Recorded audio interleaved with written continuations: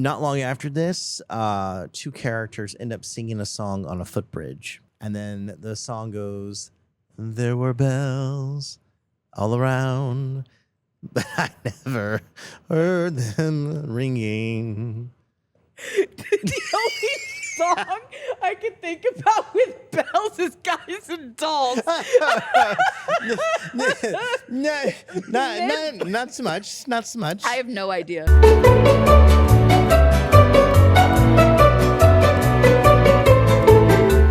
Hello, everybody. Welcome back to Performer Stuff's Thank You 5.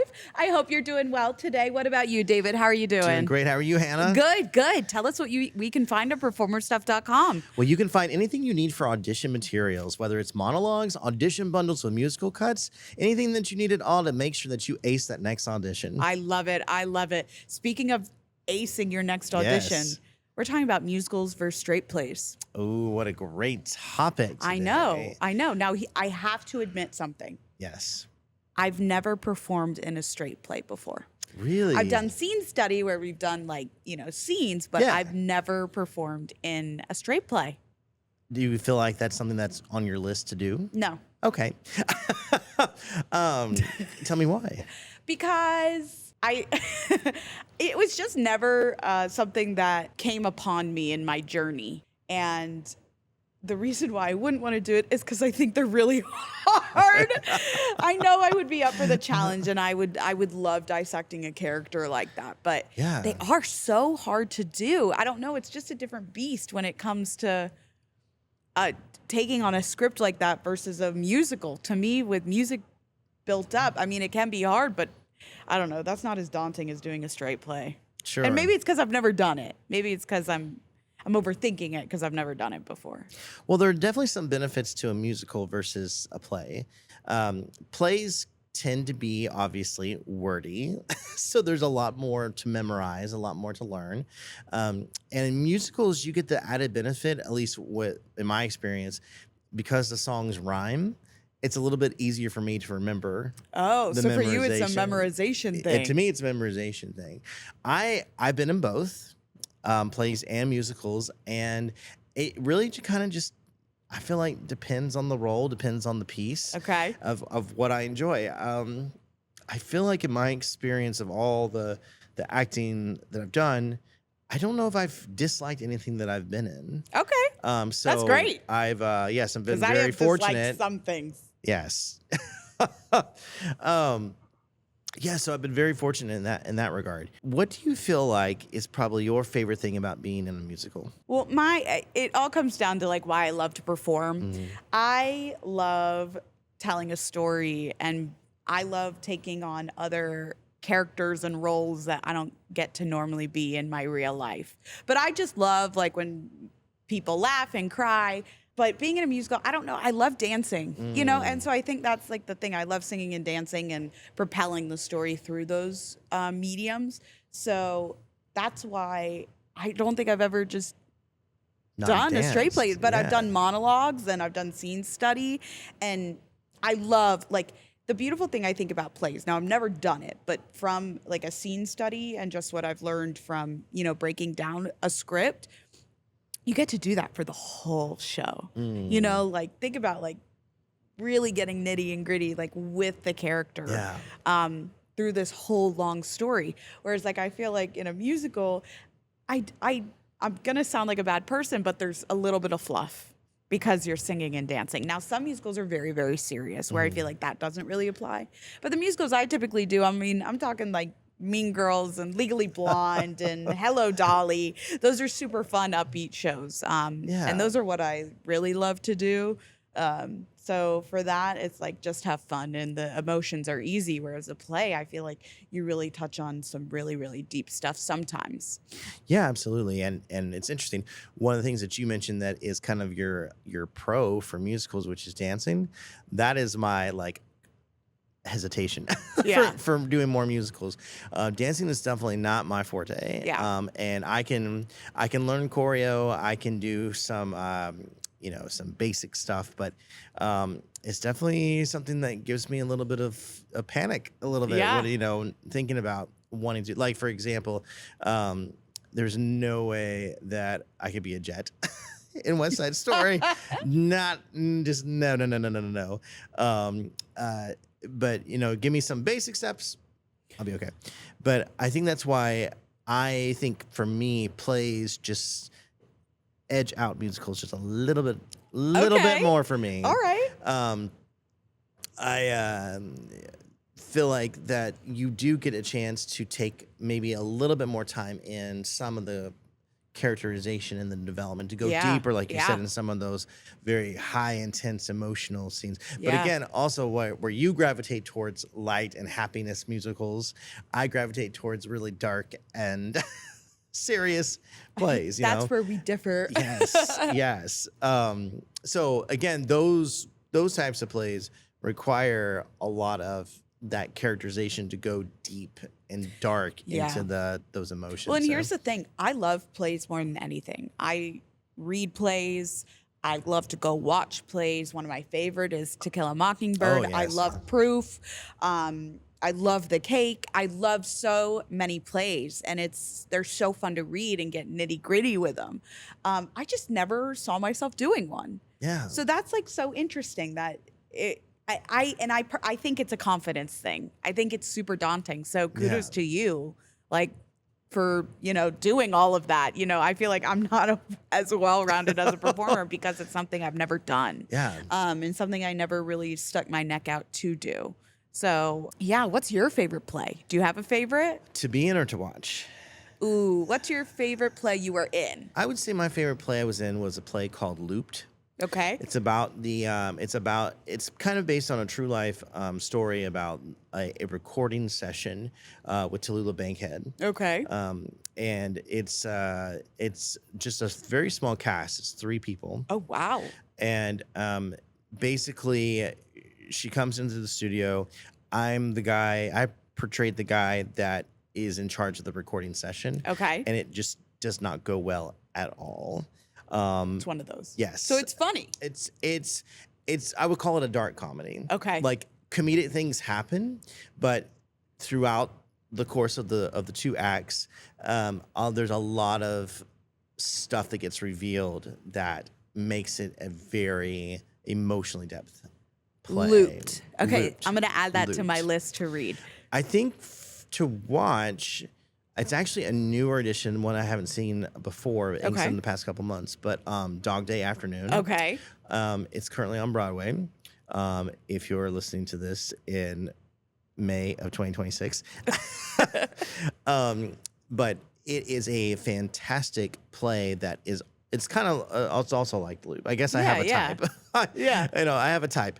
And it's on the forefront serious, but has comedic moments. Yeah. But then it has also the like depth of touching like a heartstring at the end. And that's what I love, And speaking of dark, I also love thriller plays. Yes. Clue, Mousetrap. Yes.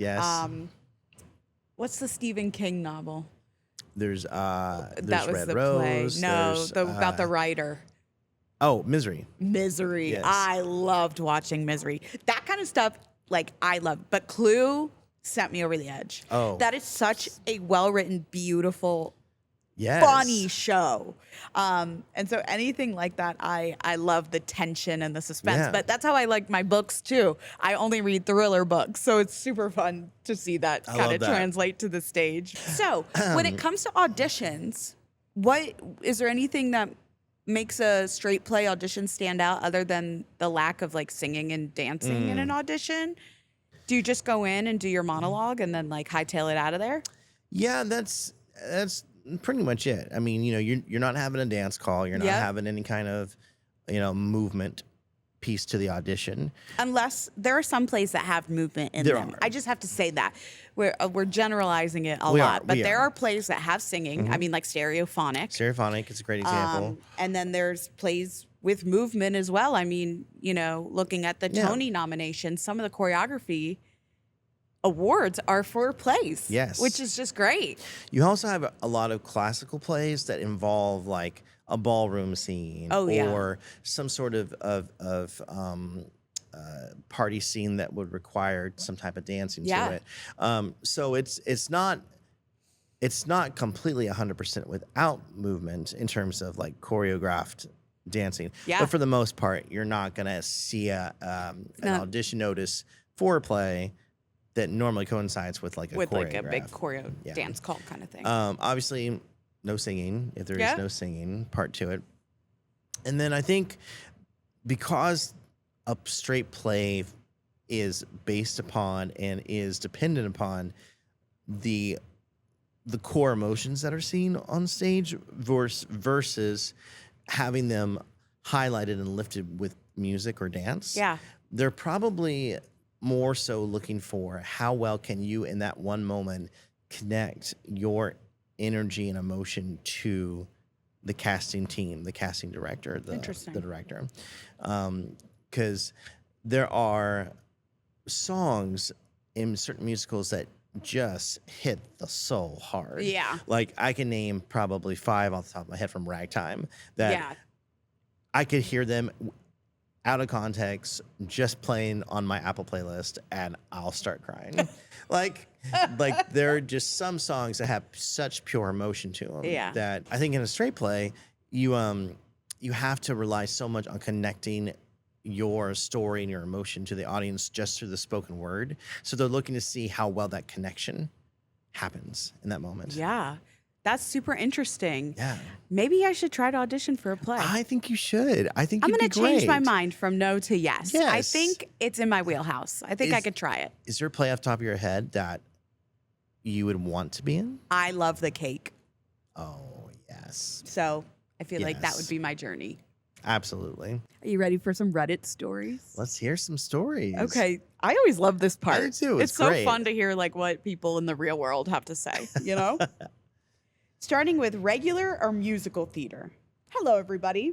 I've been wanting to try out theater for as long as I can remember, and I'm finally getting the chance this year. My passion is specifically for musical theater. However, the 2 big schools in my town only offer musical classes to those who pass an audition. Hence, only those with a previous experience in acting and singing. I did find a school which offers musical classes for all levels, but I couldn't help but wonder, is there something wrong with that? Given the 2 most important schools only make musicals accessible to those with past experience, I thought maybe there's a reason for that. Is it better to get a ground foundation on theater acting before getting into musical classes? Should I go for regular theater in a better known school or musicals in a lesser known one?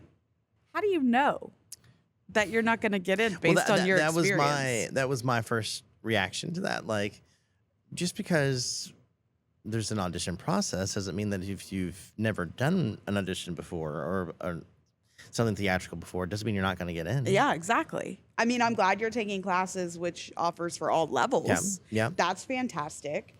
But why won't you try to audition? Yeah.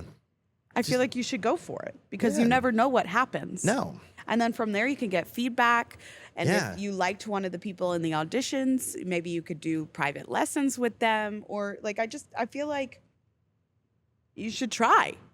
There's a kind of a popular phrase around actors where your job isn't necessarily to book gigs, it's to go audition. Yeah.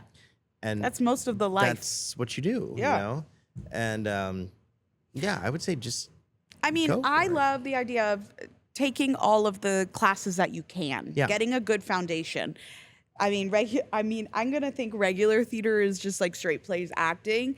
But go take an acting class. Yeah. Go take a dance class. Go sign up for a voice lesson or a vocal workshop. Exactly. And they have those online as well. So like it's accessible to everybody. The one thing that came out of COVID is that there's stuff online now.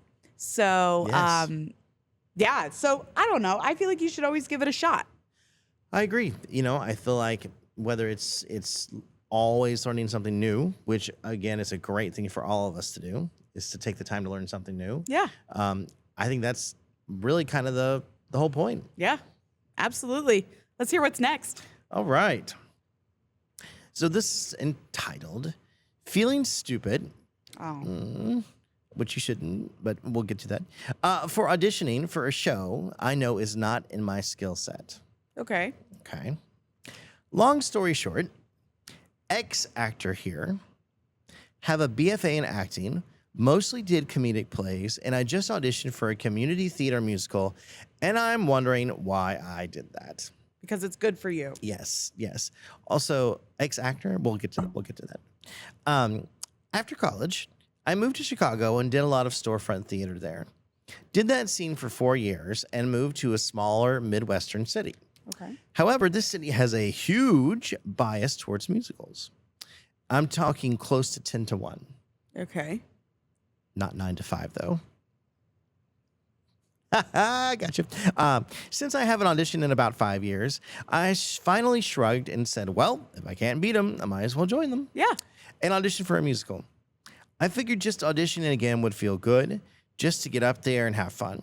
But I can't shake the feeling that I wasted the theater's time and mine for auditioning for a musical when I know it's not my forte. Who cares? It's not like it was a complete disaster. I have some singing training from college. Yeah. I can have a ton of fun at karaoke, but I also just don't have a lot of fundamental mechanical skills that I feel like I need to really compete with other singers. The audition was just an hour ago. Wow, so this is like fresh right to it. So I'm just still sitting in how I believe it went, but I'm just disappointed that while I thought doing another audition would feel good no matter what the show was, I feel like it was ultimately a waste of time because I know I'm just not skilled enough in that area to be a contender. Who knows? Maybe I'll get called back. This is the first time after 100 plus auditions that I kind of regret. I'm curious what others think here about auditioning for shows that feel like total wild swings for the fences. Only caveat is I don't have a huge passion for musicals, have never done them professionally, and only feel like I auditioned as a defeat from waiting for straight plays to be produced. So we'll talk about this, and then there's a follow-up. So here's my thought. I feel like as an actor and as you audition and you make those decisions to audition, Yep. you do have to realize that you're not going to book everything you're going to get. Yeah. You also realize that if you are under the category of working actor, you are going to have to audition for things that maybe aren't your dream role. Yeah. Maybe aren't your, quote unquote forte, but you just got to go out there and do it. Yeah. And audition for them. I would say, first of all, I feel like acting is storytelling. So as long as you can tell a story, you're an actor. I don't feel like one day you put all this energy in, especially getting a BFA, and then now you consider yourself an ex-actor. Yeah. Like, you're an actor. You're an actor. That's just how it is. Once an actor, always an actor. I just feel like this is more of a story of, I just get a sense that this person is so tired. They're exhausted from auditioning, exhausted from the process, and they just need a little love, a little encouragement. Yeah. To keep going. I think it's a confidence thing. Yeah. I don't think there's again, going back to us talking about me never auditioning for straight plays. Yeah. It was something that is out of my comfort zone, out of my wheelhouse. Doesn't mean I can't do it. No. I can totally do it. So I feel like what the advice that I need to give myself is the same I need to pass on to this person. Just be confident. And what's the worst that happens? You don't get cast? I mean, I think that's something we all have to learn. What's the worst that happens? They say no. Yeah. You don't get cast. Yeah. I mean, I think going and I'm happy that they went. I don't think it's a waste of time for anybody. No. And, you have something special to bring to the table, and they may see that. Anytime you have a chance to practice or perform your craft, that's special. Yeah. And it's not a waste of time because, again, we've talked about this before. You never know what a casting director is looking for. Oh, yeah. And you may just have that unique part of your personality and your authenticity that they're looking for. Yeah.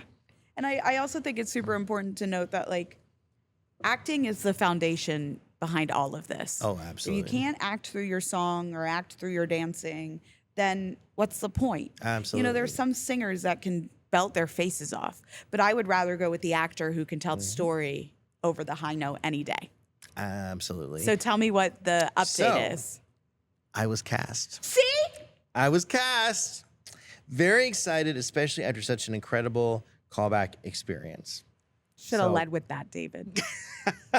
See, Well, they got cast. Look how amazing that is. Yeah, exactly. You may have thought it was terrible, but you never know what they see. Again, never know. Like, that's crazy. And that their callback was so good.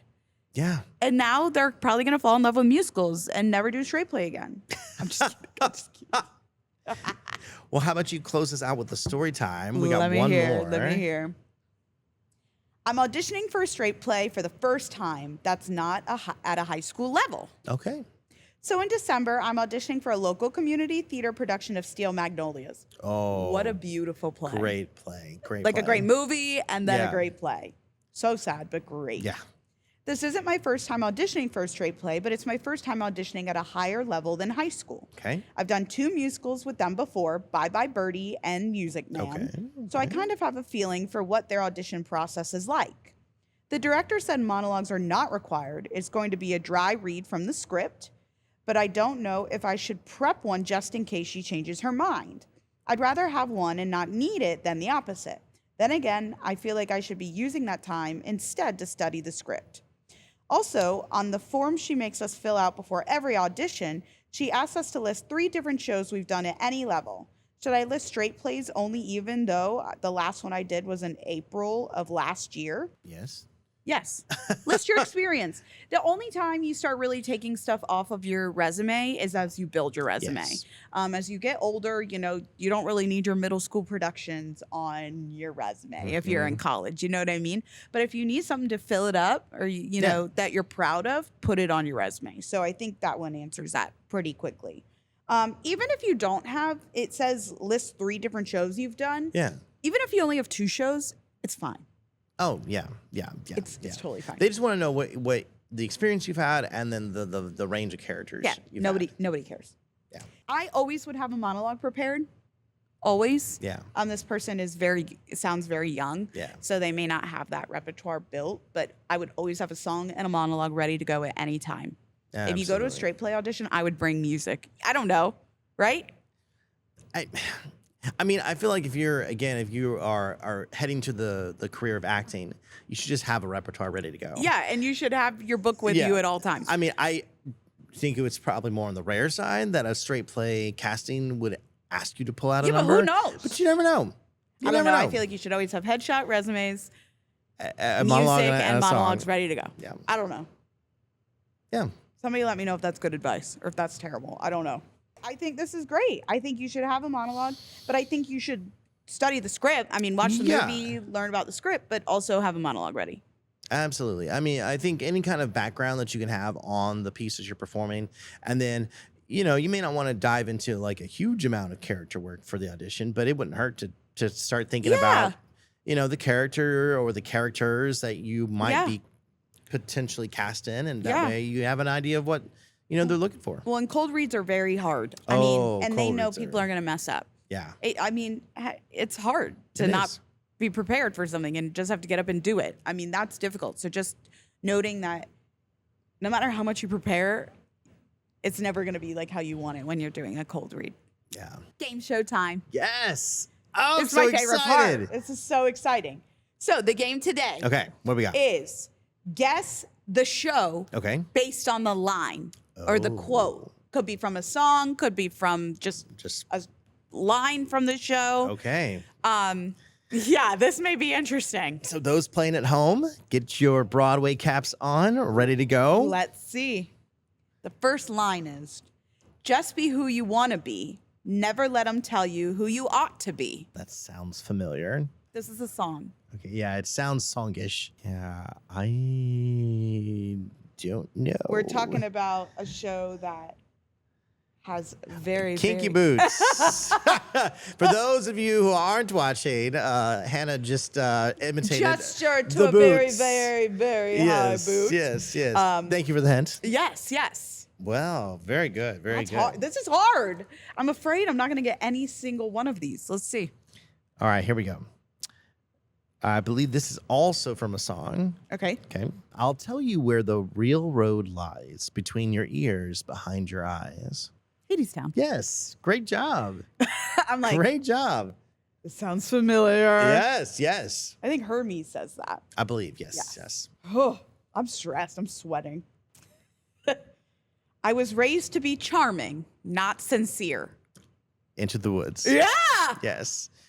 Love the princes and Into the Woods. I was like, Prince Charming, hopefully you would kind of lead the way. Not not a song. Okay. So spoken word. You pile up enough tomorrows and you've collected nothing but a lot of empty yesterdays. I don't know about you, but I'd like today worth remembering. But I like to make today worth remembering. Can you read it one more time? Yeah. You pile up enough tomorrows and you'll find you've collected nothing but a lot of empty yesterdays. I don't know about you, but I'd like to make today worth remembering. What's ahead? Not long after this, two characters end up singing a song on a footbridge in a very Midwestern city in old Americana. And then the song goes, there were bells all around, but I never heard them ringing. The only song I can think about with bells is Guys and Dolls. Not so much. Not so much. I have no idea. The Music Man. Oh, see, in the last episode, do you know what I said? I don't know the Yes. show other than 76 trombones. Oh, yeah. See, I would never know. Well, that sucked. This is so true. On the count of 3, name the scariest thing you can think of. 1, 2, 3. The Trader Joe's parking lot. Which is so true if you've never been to a Trader Joe's. It's a very true quote. They always pick shopping centers with the smallest amount of parking, or like the smallest parking lot. It's like a a global fight. phenomenon. Yeah, I send my partner out to get in the spot so somebody doesn't take it before I get there. That would be an Instacart delivery. I'm one of those people. Anyway. Ooh, I can tell you real quick. I do not know this one. On the count of 3, name the scariest thing you could think of. 1, 2, 3. The Trader Joe's parking lot. Scariest. You're hinting me scariest, so there's got to be something scary. It was recently revived. Oh, Beetlejuice. Yeah. Beetlejuice. Beetlejuice. Yes. All right. Look at you. Oh, our producer's so mean to you. Is this the last Yes. one? Oh, my God. Okay. Are you ready? No. I'll go ahead and tell you this is from a play. Not after this whole time I said I don't know plays. Okay, whatever. Go ahead. Insanity runs in my family. It practically gallops. Frankenstein? No, but you're kind of in the right direction a little bit. So this is a very classic play. It has seen it on the stage. It has seen it in Hollywood with an old Cary Grant movie. Do you know how old I am? Young Frankenstein. That's a musical. Yeah. Jekyll and Hyde. That's a musical. That's a musical. Yeah, And I'm trying to think of Insanity. It's like you're going through your Rolodex in your head, and the play section is like got cobwebs on it. I told you. The only ones I know are comedies, so this is hilarious. Well, technically, this is a comedy. And it's not like Frankenstein. No. Insanity. The two main characters in it are old spinster ladies. Old spinster ladies. And it's a movie?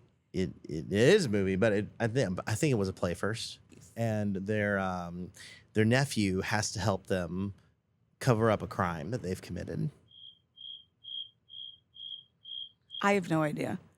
Arsenic and Old Lace. What?